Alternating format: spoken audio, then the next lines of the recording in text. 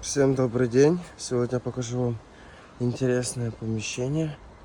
Это у нас Кустанайская, 13. Здесь у нас входная группа. Здесь мы заходим в большой такой open space. Здесь уже есть соседи.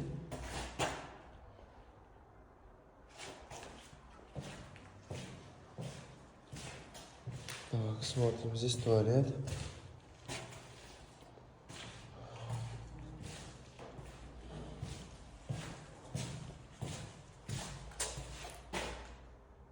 Новый дом. Хорошо заселяется.